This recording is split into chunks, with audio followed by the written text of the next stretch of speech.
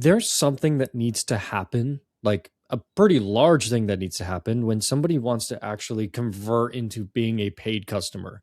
Right. Because there's a big difference between, hey, I'm in front of this person a lot, but they're not converting. Like, what's going on? Right. What first off, what do you feel like needs to happen to move from that nurturing bucket into that conversion bucket initially? And then I have a follow-up question from there. Well, something that's often missed is just a call to action, right? Yeah. You always have to be driving towards call to action. And I think that you can have more than one call to action. You can go straight for the getting people into a conversation, which is what you should be driving people to. But I believe in selling to the next step, right? So if someone's not there yet, maybe that call to action is, hey, I've got this really juicy ebook, or I've got this income and expense tracker or budget buddy tracker or something like that, something of perceived value, or at least you can capture a phone number or an email address and continue to nurture them. But when you're nurturing someone, it's not just that endless follow up. It's got to be, there's a purpose to it, right? So you want to get the person to a phone call. Then when you get them on the phone call, you want to have really good next step discipline in mind. And then you want to make sure that you've also got a good onboarding process in place. Yeah, you said something really, really interesting to me, and it triggered a ton of other thoughts as far as a string of direction we can take this conversation. I'll try to. I actually want to pose this as a question, like for Mhm. anybody listening. Let's go through this exercise real quick. When a prospect is coming to you and they're on a call, they're stressed, they don't know what's going on, they're really confused and everything else, and they're like, listen, like if you can just help me, I'm super happy. There's so many problems that lead up to that point that if there was something that we could provide them, either it be a sheet or a quick guide or something that helps them understand how to avoid that end result personally, that's where I think these micro products and lead magnet tools and all these other things that you can give out for free to build trust with, that's where you want to focus your energy. So think about what are the main problems that they're experiencing beyond just like what are the causations and the things before the actual event of the primary issue that's arised that I can build around. Does Right. that make sense? Total I sense. don't know. Yeah, it's like the Okay, old good. school lead generator, right? And Yes. I Yeah. think they work really well for accounting firms because there are so many burning questions that accounting firm clients have. So if accountants just think in terms of what does everyone want when they come to me? What questions do they ask? And you could create some sort of a quick question and answer guide. You could do a series of videos. Video is huge. It converts. I'm a huge fan of video. You could come up with some sort of an interactive quiz or interactive budget tracker, something like that, that people believe is high value. You're not giving away all your trade secrets. And I think that's what some CPAs and accountants worry about. You're not, because what you have to remember is no matter what you tell them, you're the one that has to implement it. The business owner doesn't have the knowledge you have. They might be a business owner, but you're the one who's the expert in the language of business as an accountant. So I do think that there's a tremendous opportunity to create these pieces of content that represent high value that someone isn't ready to talk to you yet, but maybe they'll download it and you'll get their email address and you'll warm up the relationship that way. But that leads to something else, which you are a total expert at, Drew. So I would love to pick your brain on this. If you don't mind, let's talk for a minute about video, because I talk to so many firms about video and the importance of, I believe every single firm should have a video on their website. Every firm. A Because, million percent agree. okay, First great. off, Give me your yeah. thoughts on this. Help me convince Okay. accountants that they need to leverage video, because so many of them are afraid to be behind the camera. And I'm like, you don't have to look like a news anchor. That's not what people want Yeah. to You don't have to look like me, okay? With the whole fancy camera see. setup, the whole microphone, the whole headphones. You don't have to look like me. Is it cool? Because I think it's cool. Yeah, sure. Yeah. But I think the biggest misconception with content and with video, and I'll go through everything here that I know about video. I've generated 4 million views a month personally on all my channels. And so I have a really large bias towards this. I just want to preface. So But do I. yes, I think the massive misconception when it comes to video is many people think that it's top of funnel. So I'll break down exactly what I mean by that. People think that you're going to get leads from the content you post and like they're going to convert. And so they tie content, the cost associated to content, to how many clients did I get a comment from? How many people reached out to me from content? It just doesn't work like that. And so we have to Awesome. make a mental shift away Mhm. from, I'm going to see a direct return on investment from the comments that are going to say, I need your service, or a cold DM that's coming from somebody saying, I need this. Really, what content and video does is it builds the trust layer. And so people see it as a top of funnel, but I think we actually need to shift it down the funnel and look at it as part of the nurturing bucket. Video is specifically designed to help build trust, because when we see eyes in a video, when we see a face, when we see somebody smiling, we immediately know them. And so I'll get on calls with people because I make content and they're already fans of me. They already know who I am, what I stand for, what I believe in, and everything else. So the conversation isn't an introduction between me and them. It is, for me, I need to get to know that person, but they already have that trust built with me. So when I go and try to convert them or do whatever I want to do that's monetizing to some degree, I don't have the barrier of that person going, "Hey, like I don't know about this guy. He's kind of weird. Like he's kind of got like he says things a little off sometimes." And like that's, I think, the whole battle with content. Yeah. It is strictly a nurture funnel. For the website specifically, I do want to say I think there's many different types of Mhm. content you can create based on the place your viewer is at in the funnel. And so what I mean by that is if somebody's landing on your page, that's like the first telltale sign that they're showing some intent or some interest in working with you. And so on that website, that video is curated or should be curated to specifically resonate with the problems and pain points they're experiencing. But if we go down the funnel or up the funnel, you look at different things and different ways and different reasons you should be targeting them and how you're approaching in video. But yeah, that's like Such a good point. super small like overview of everything, and I could talk for 12 hours on this, so I'll spare you those additional Well, I that actually think additional it's a time. really important topic though, because you're absolutely right. And I think that one of the biggest fears that I hear about is, ooh, I'm not good on camera. Ooh, no, no, no, no. I'll stumble over Yeah. my words.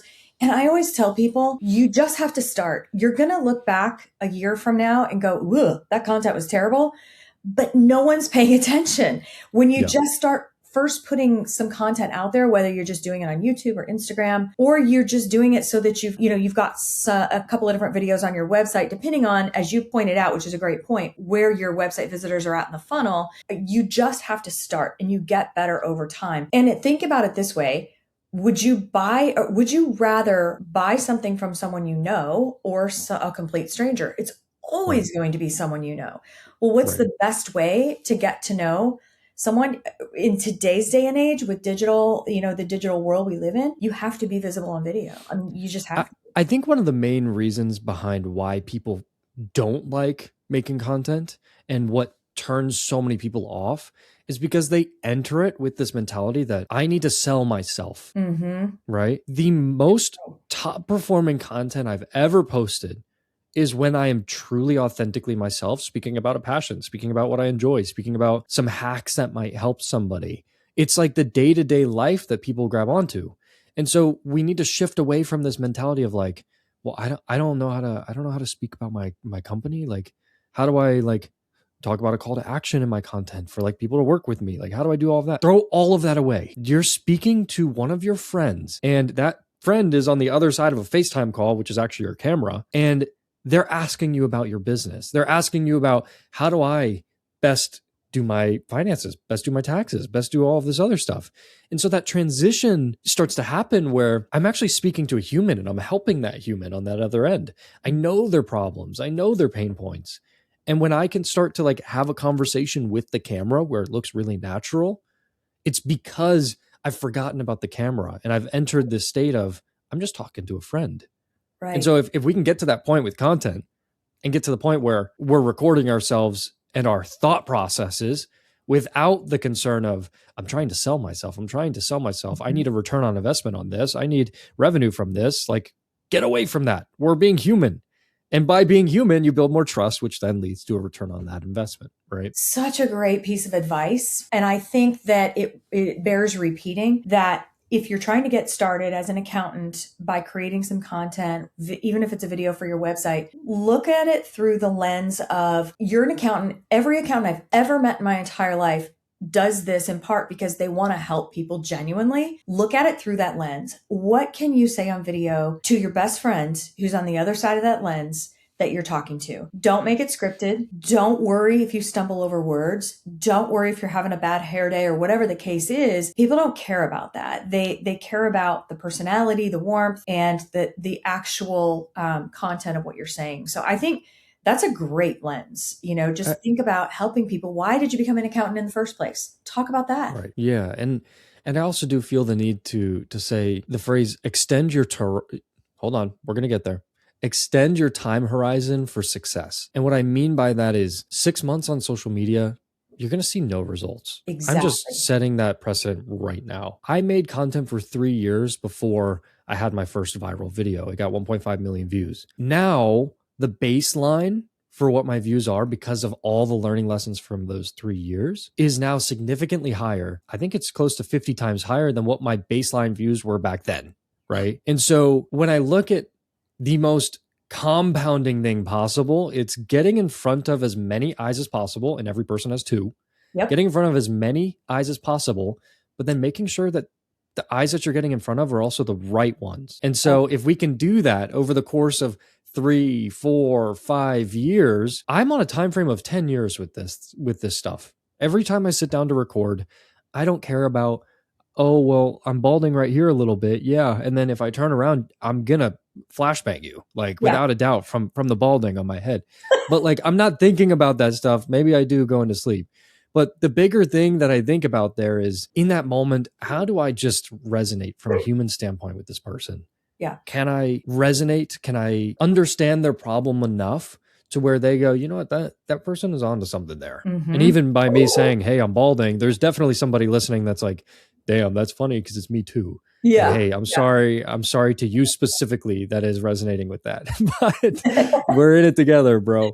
But yeah, I think that's it. We just have to be human with it. We do. And, just to that point, number one, you're right. I always tell accountants, do not expect results in 6 months, maybe not even a year or two. And another case in point, just like yours, my daughter has a substantial following on Instagram and on YouTube.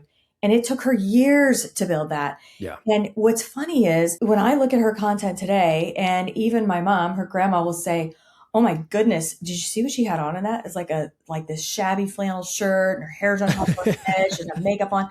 And I'm like, nobody cares. Nobody cares. And nor does they actually prefer that. Exactly. It's funny enough. Yeah. Yeah. All they care about is they resonate with what she says and what she teaches. And she's been doing this for so long. She can walk down the street and she's had people say, oh my gosh, are you Lexi? And she's like thinking this is creepy. And like, oh, I saw you on YouTube.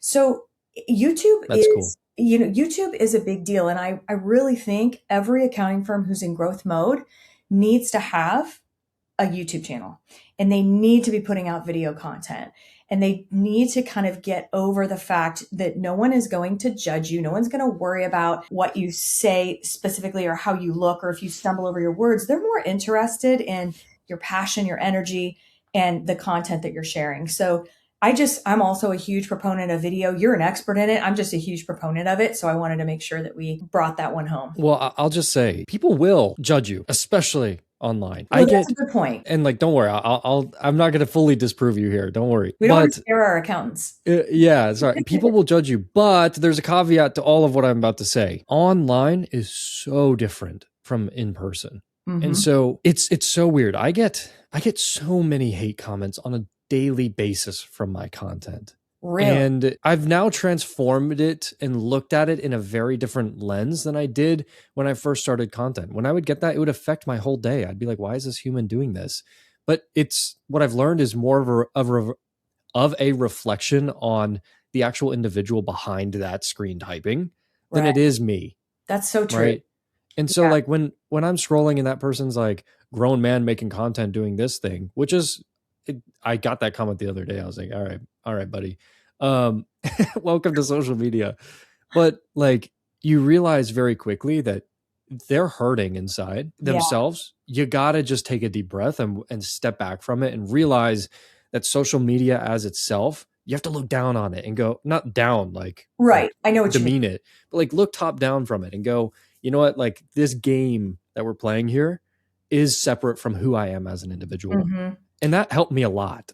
I'll just say Yeah. that. So sorry to semi disprove, but you know No, what I mean. it's a really good point Yeah. to bring up. You're right, because the more content you put out, you are going to get those people who are very brave behind the keyboard, but it is a reflection of them versus a reflection on you. And you just have to kind of, put your big girl or big boy pants on and move forward. Right. Yeah. So yeah, that's a really good point. I want to ask you, I want to pick your brain too, because for anyone listening who doesn't know Drew, he is truly like this messaging and marketing genius.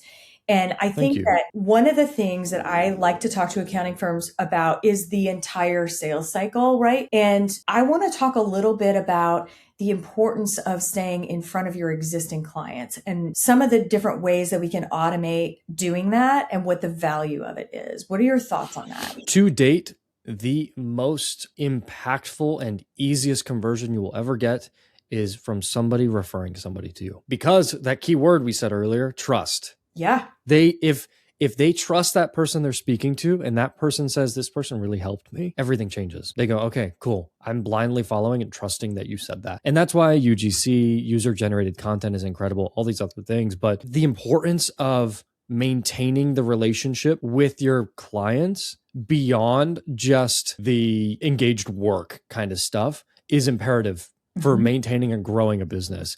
And that arguably is your best place to start with when wanting to expand your business, but it's not the only place, and it's not the singular channel that will make it succeed, if that makes sense. Yeah, Yeah. totally. What are your views on it? Yeah, so I 100% agree with you. I feel like one of the areas of low-hanging fruit for the two areas where I would plug holes right away with firms. And we've got, case studies to prove it with firms that we've started working with, and they're like, where do we start? Easy, low-hanging fruit is if you don't have a newsletter going out to your existing client base every month, start there for a couple of reasons. One, because exactly what you just said, if you have every firm has a subset of clients that they talk to once a year, it's just going to happen. Unfortunately, that means you're only top of mind once a year, right? It may be a good experience. It may be not a good experience. No fault of yours as an accountant, but you might find in November that someone started a side hustle and had a baby and got married and all these things that affect their taxes, and they have a big surprise. Wouldn't it be so much better if you were showing up in front of them every month with some high value pieces of content, like sharing a blog post or having just a video? And it's a short newsletter. I'm not talking length. I'm talking aesthetically pleasing, easily skimmable. And then the second reason that works so well is because, so obviously, if you're top of mind, they're going to refer others to you, especially if they see something in there and they're like, oh, I was just talking with so-and-so about that the other day. I need to refer them. But the other thing that happens is inevitably every firm has that subset of clients that could be upsold, right? So maybe they're just doing a tax return today and you're dying to figure out how to get them on more of a quarterly schedule or add tax planning in or something like that. They may not know what you do. So if you leverage a newsletter to share and to teach certain things, clients may have no idea that you actually do that. So it's going to help increase your referrals, which is 100% provable. And it's going to help you with upsell potential from clients that just don't understand what you do. Often it's so easy to get inside our heads and we know what we do really, really well. But when it comes to the average business person, their perception of what an accountant does is not necessarily today what an accountant really does. Yeah, that's a great point as well.